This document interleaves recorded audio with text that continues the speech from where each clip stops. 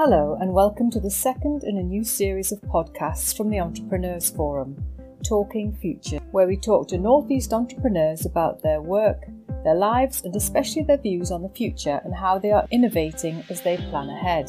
I'm Yvonne Bell and this morning I'm talking to Dean Benson, who as a child found his interests differ to those of his peers. While his friends played then latest and now outdated computer games, Dean wanted to know how it worked, who wrote it, and how many people used it. Now heading up Visualsoft from their headquarters in Stockton, he employs a team of over 300 and together they create a turnover exceeding 16 million from their offices in Newcastle, Manchester and Dubai. Good morning, Dean. Hi, good morning, Yvonne. I've got to say, when I was sort of reading through that, it sounded like you were a very focused young man. I don't know if it probably is focus and a little bit of stubbornness that ingrained in my personality type, unfortunately. And was it sort of a passion of that kind of thing from the start? And when did you actually turn that passion into a business? Were you a teenager or was it a bit older or what? No, it was when I was in school. I lacked focus, if I'm honest, and I struggled with school. And when computers, this is years and years ago, when computers first came out, I think it was bat and ball and Pong and all those type of things. Suddenly something clicked in my brain and it really engaged and struck true with me that it's something I enjoy. So my focus just suddenly went towards that passion. So just really early on, as soon as computers from a very early age. Yeah. At what point did you get into it so much that you thought, right, I'm going to make a business of this? I don't know really, because I know through school even, my careers advisor at the time leaving secondary school said, you immerse yourself in computers so much, we don't advise you have a career in computers. My stubborn streak kicked in and I thought, you know what, I know what I want to do. It is computers, and I just kept following that passion. Mm-hmm. So that was part of the thing, you just had to do it and you were going to do it. It seems like I didn't have a choice. I just knew I enjoyed it. I knew that I wanted to do it. And it was a start of a very long journey, but it felt right at the time. And when something feels right, you just kind of follow your passion on that stuff. Yeah. So before Visualsoft, I believe you started Visualsoft in 1998. What were you doing before that then? All sorts of things. So I always liked being independent and independent financially from a very young age. So I think I had about 10 paper rounds. And I know my paper rounds, I used it to save within a couple of weeks at Christmas time to save for my first Casio digital watch. All things technical then. Always technical and always a little bit entrepreneurial, a little bit business-like, even paper rounds and washing cars, doing gardening for people. This is before the world of the internet. And very, very early I just got involved with computers from, like I said, the day dot and business as well. And Visualsoft was something, did you start that on your own then? No, there was me and two friends. We all worked at ICI and DuPont, the site over in Wilton. And we just had a similar mindset and we had a similar upbringing in terms of computers, similar age. And we just all clicked and got on and started the company. Yeah, I think there's always that fear that if you start something with people, with individuals, how do you know you're going to actually be able to work with them? So obviously it was a friendship group. Yeah, we all worked at the same place. We all got on. We all had a passion for business and had a passion for computers as well. So it just clicked and worked really early on. Yeah. And out of the few of you, were you the one that was always leading the way?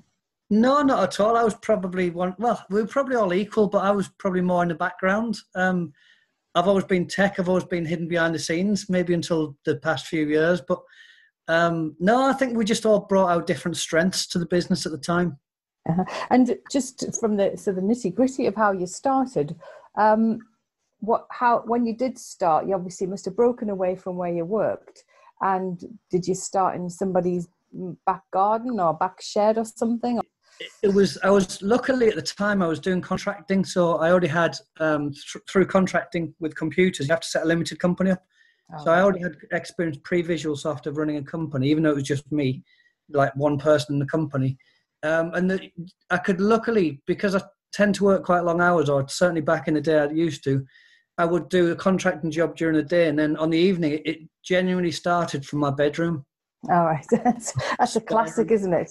Yeah, it is, and I think there's photos that show like a spare room with a bed taken out and a desk put in, and it worked. It was at the days of dial-up modems, if you remember the noise you used to make and stuff. So yeah. It was a while ago. Yeah. And so gradually, I take it you just started to grow, and then you would probably get your first office and things like that. And what would you say have been the biggest obstacles to getting the business going, or did you not really have any? Not really. It just felt right. I think the obstacle that we tackled early on and for many years of the early journey of Visualsoft would be that we didn't really have focus. We'd find something interesting. We'd find something that we could generate revenue from and have a bit of fun with. But we didn't really have like a 5-year strategy or vision or anything like that. We didn't really look forwards. So that was probably one thing I'd recognise early on is lack of focus, funny enough.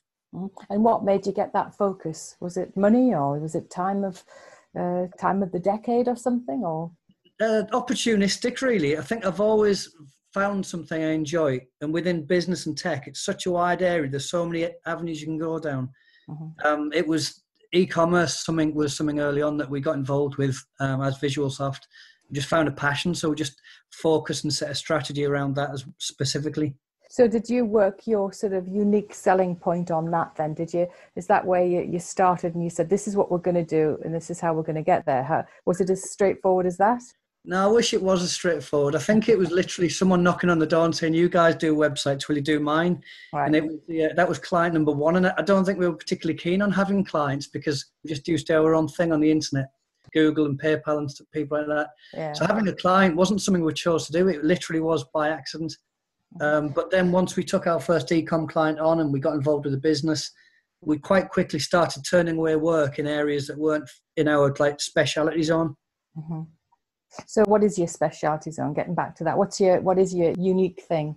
What we do as Visualsoft now and have done for many years is e-commerce, which is a complicated word for just people that sell online. All right. Okay. And what about when you start to grow? Obviously you were having a great deal of fun with the people you worked with. As you get bigger, you've got to get sort of more serious, haven't you? Oh dear. Has the culture of your business changed much? No, I don't think. Well, to start with, we never used to use the word culture. We always have fun. We always work hard, and there's always that balance.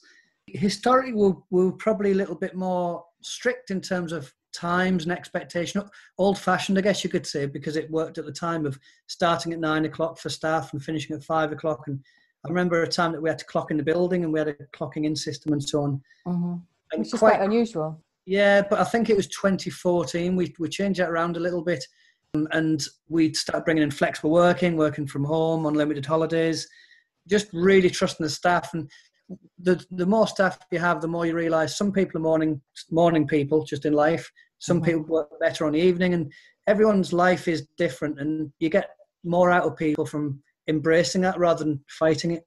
Yeah, so you sort of adapt yourself to the way that the people work best.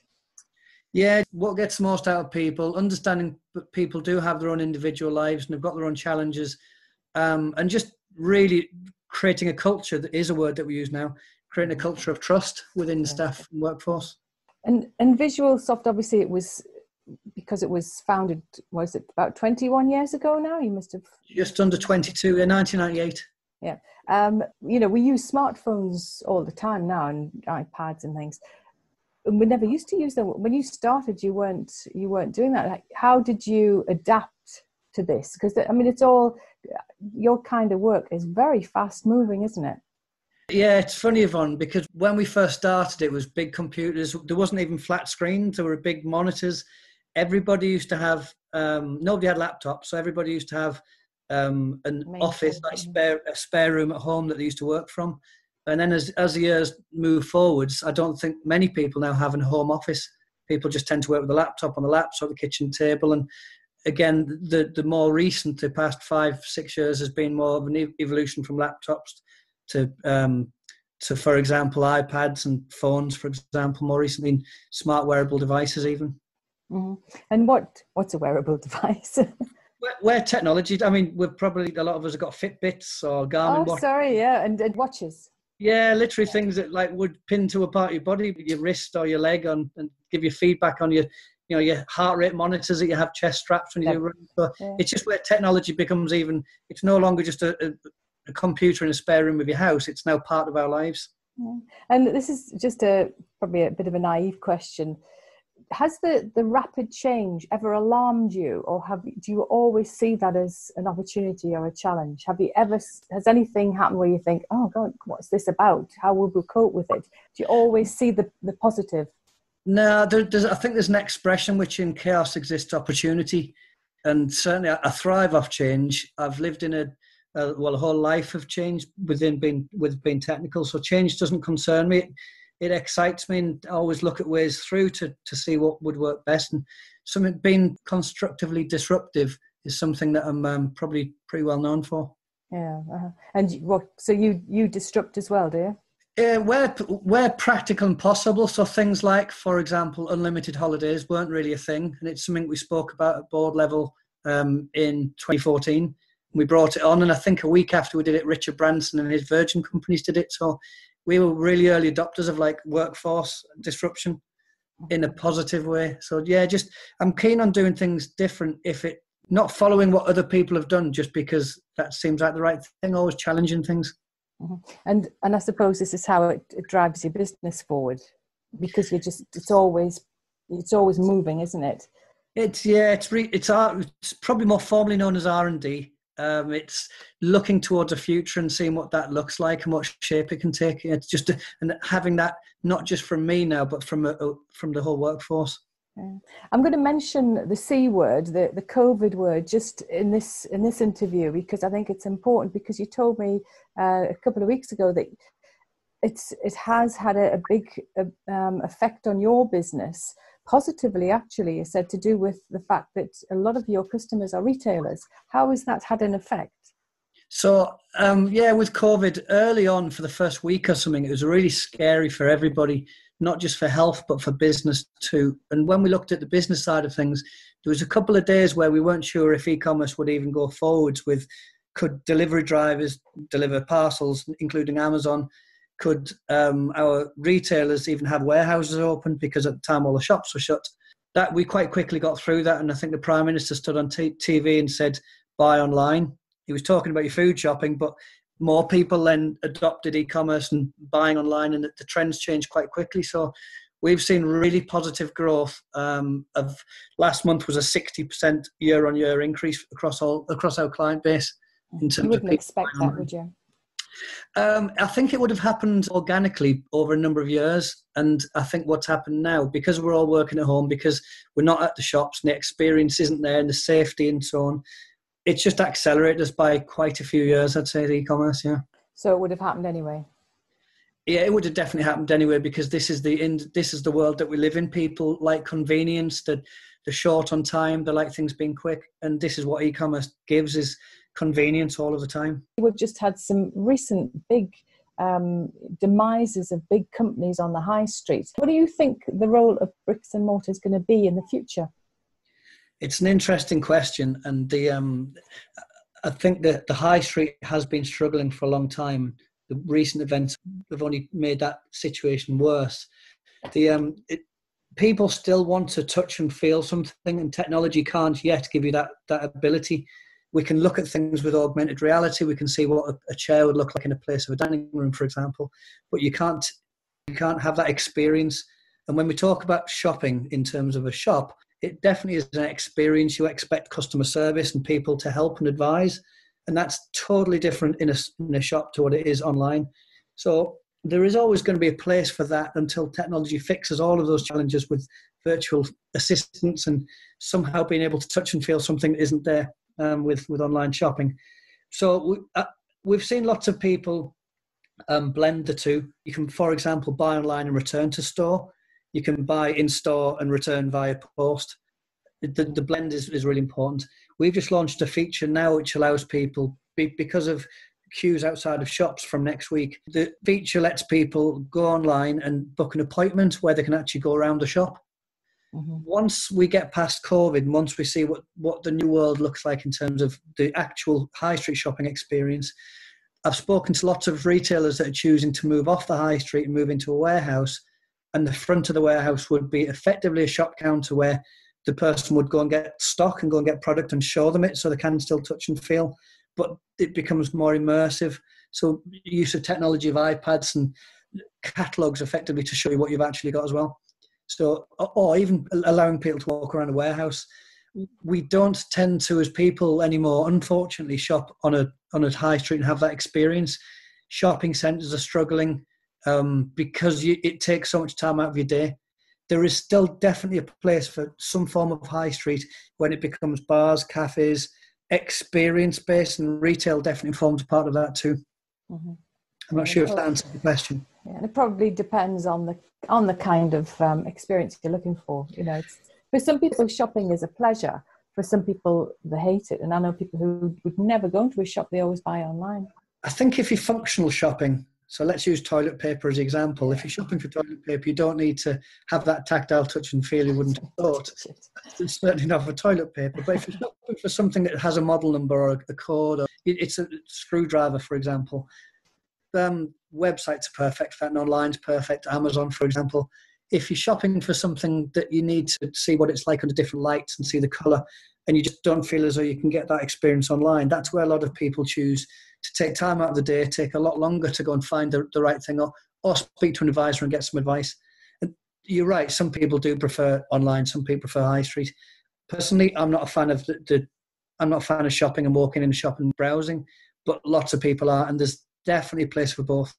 What we've seen over the past few years and what we've seen more recently specifically is much more of a move to online. We've got, just to put things in context, we've got 1 billion, for our 1,000 plus clients, there's £1 billion of transactions that goes through approximately, which is about 1.2% of all UK e-commerce traffic goes through one of our websites. Oh, it's a big number. Yeah, so we do use all of that data, and we use all of the big data to drive retail decisions. So for example, there may be a feature that you want to add to your website. It may slow your website down, so there might be a speed impact. However, it might increase your conversions to the point that you have to accept that. And overall, with the big data and artificial intelligence, we realize that your website's going to retail and sell more through the website. So we use big data to inform retail decisions for not just ourselves, but for all of our 1,000 plus retailers. It's a big job. It's big data, yeah. Well, it's where artificial intelligence and machine learning come in. So we've got a project actually with Teesside University on what's called a KTP, or Knowledge Transfer Program. And that's where we've got professors, we've got a member of staff from the university that works as within our environment, our office. The work on analysing all of that data and allowing computers effectively to number crunch all of the data to see what works well for retailers, what works best. A/B test and run different scenarios. And then the outcome is a computer ultimately can use all of that data to make a decision that would take a human like several decades to process. And a computer can make those decisions in microseconds. I think that's the sort of thing that most of us just don't get. We just don't get it. Can't fathom it. But I mean, I drive a Tesla, which is one of those electric cars I mentioned earlier, and they use machine learning in terms of even the windscreen wipers. So they analyze millions of pictures of the webcam that's in front of the windscreen, and they analyze rain, and they realize when people press the windscreen wiper. So then they know by artificial intelligence and machine learning from millions of pictures and connections of windscreen wiper means rain on this image. They connect the two and they use machine learning to decide when to wipe the windscreens on new Teslas. It's updated automatically, the software. Well, and that car, by the way, self-drives. So when I do go up and down the A19, because of machine learning and it knows where potholes and roads are and all sorts of things, it shares big data. It steers, it accelerates, it slows down, it overtakes without me touching the steering wheel. Do you let it do that completely itself? Yeah, I do, yeah. For regulation in this country, you have to touch the steering wheel every 20 seconds or something. So they recommend for safety, you lightly hold the steering wheel in case you need to take control. Mm-hmm. But effectively, I can let go of the steering wheel and the car would drive as far as it wants. It can drive the full distance of the A19 easily without me having to touch the pedal of the throttle, the brake, or the steering wheel. Have you ever felt vulnerable? No, with technology, I mean, you've always got the ability to manually control the future. I mean, when you talk about what the future looks like in transport and cars, it is fascinating. The future cars, bizarrely enough, the first step that will happen is the steering wheel will be removed. So you'll be sitting in the same seat with the same pedals and you won't have a steering wheel. Mm-hmm. the next generation of the cars, the front seats will spin around to face the back seats. You'll have a table between you. And then the future of cars, I believe, would be zero car ownership. You don't need to have a car parked in a car park or your own personal car. You literally would walk outside and the car would drive to you and pick you up and drop you off and then go back to a central charging base. So as far as cars and technology and cars goes, I'm fascinated by the subject. Mm-hmm. And that's why you want to go to space as well. I just think that's not the. By the way, space has anything to do with tech. Space is just such a wealth and a vast thing. Uh-huh. And it's something that we've all got the perfect privilege of every night looking up at the stars and the sky and just being lost in something that's infinitesimally larger than what our minds can process. Yeah. That's a scale of another level. I mean, I understand big scale and big data. I don't understand the scale of space, and that kind of loses my mind a little bit and lets me detach, which I find fascinating. So looking ahead, can you what, in your opinion, what do you think the face of the industry you work in is going to look like in, say, 10 or 20 years? What do you predict is going to happen? How is it going to change? It's a tough one because, I mean, 10 years in tech is a long time. 20 years is double what I've been in within Visualsoft. Yeah. I think I mentioned earlier things such as technology becoming part of our lives without us even realizing it. So going back to my first comment about the computer being in the spare room of your house, we now don't have that. And then we have laptops, and then we move away from laptops to things that just become tied in with our lives, be it something that straps to your wrist and then you run along. That's where we're at now. If you look further forwards, we just won't even realize technology exists because it is and will be so blended with our lives. So in the world of e-commerce, for example, we're not far off this now, and we've seen technology exist that does this. But when you want to buy a new sofa, you get your phone and it's called augmented reality. You walk around your front room and you on the device becomes a sofa that you're looking to buy, and it looks as though it's in the room in front of you. So the technology is fantastic. Where that goes in 20 years' time, wow, that's a long time ahead. Mm-hmm. You see, that kind of thing just scares me a little bit, but that's the way, I'm not a technical animal, so I can't quite imagine it. But I think, do you know what's interesting? And again, you mentioned COVID earlier, and what we've learned and changed throughout that time. One of the things is video calls. So maybe even 3 or 4 months ago, nobody was using really video calls like Zoom and so on to communicate. It now seems part of our daily lives. So technology sometimes is forced upon us, and sometimes there's external reasons such as COVID why we advance in technology. And we might not have used it in the past, but we have all as a nation now embraced technologies such as video calling. Yeah. So which bits are you looking forward to? I mean, is it pretty much all of it, or? I look forward to anything technology. I love tech. I love things moving forwards. I love it when it becomes convenient and it doesn't become a problem in your life. It solves a problem rather than creating a problem. Yeah. So just a quick one here, really, about your branding. I noticed yesterday you've just done some rebranding. Is this the first you've done since you started, or is it a regular thing? No, I saw a graphic the other day that was about the 20 years of the Visualsoft logo and how it's like translated and changed. And it's so funny looking back at old logos and how old-fashioned they looked. But yeah, we worked with Better Brand Agency, and they worked with us on a branding exercise, which is much, much more than a logo. It's how you portray things. It's your color palette. It's your messaging. And they did an amazing job of helping educators do the work and creating something that visually looks appealing, but also has a big story and a message behind it too. And do you think it's important that companies just keep an eye on that sort of thing? Do you think it's important? Because like you said, you thought yours looked old-fashioned. I think with a company brand, some people think, and I think when you start a new company, you talk about your logo. And your logo is important because it's what people see, but it's the vision, it's the message, it's the strategy, it's the story, it's the words, your personality. Wrap that all into one thing, and that becomes your brand identity. It's your language you use, it's your personality type or your persona. Yeah, and I suppose that brings me on to a question I was going to ask later. Do you look at other businesses, big businesses or big entrepreneurs? Do you watch them? Are there any particular ones that you have watched over the years and thought, I don't like the way they do it, or I follow them because I like what they do. Is there anybody out there? Not really. I mean, I tend to exist in life with my blinkers on, which I don't know is In a little bubble. in a little bubble. That's right. I mean, I love some people that are disruptive in tech. The only person that springs to mind that I do like to see what he does is Elon Musk. Potentially because he's into space, and I absolutely love space.